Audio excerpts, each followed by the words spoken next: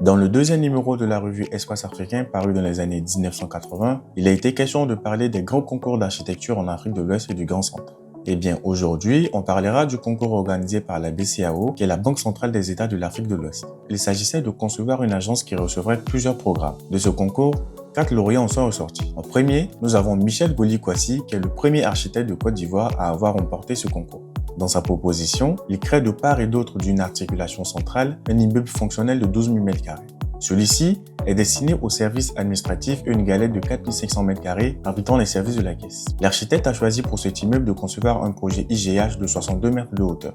Le choix généreux et imposant du parti architectural, la qualité et la noblesse des matériaux se devaient d'affirmer le caractère prestigieux du projet. L'immeuble de la BCEAO étant implanté à proximité du carrefour de la pyramide, l'architecte a voulu qu'il soit un point de repère plus haut et contrepoint de la pyramide.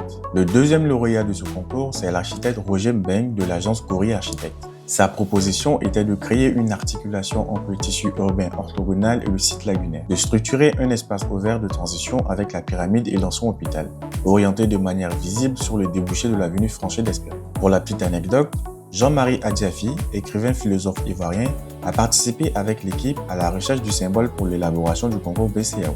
Le troisième lauréat est une équipe regroupée sous le nom collectif de DLM Architectes et composée de 6 architectes tels que Akaser Ernest, Georges Cortassa, Doucouré Yolande, Michel Ducharme, Christian Larraz et Jean-Pierre Minos. Leur proposition était de faire une distinction claire entre la tour de bureau et la caisse, faire une entrée d'apparat par l'avenue de la Fosse et une entrée commerciale par la rue des Banques. Une masse lisse en matériaux polis tenant sa place dans la ville face à la pyramide. Le quatrième et dernier lauréat, c'est l'architecte Eugène Kofi Abou. Dans sa proposition, la pérennité de l'institution est évoquée par le cycle choisi. Une représentation d'un ancien poids géométrique apaisé lors baoulé, dont la forme stylisée rappelle la conception architecturale.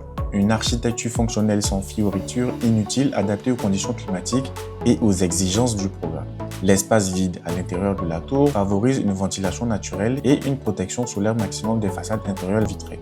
Et enfin, des jardins suspendus marquent la limite de chaque service et contribuent à la qualité du traitement architectural des espaces intérieurs.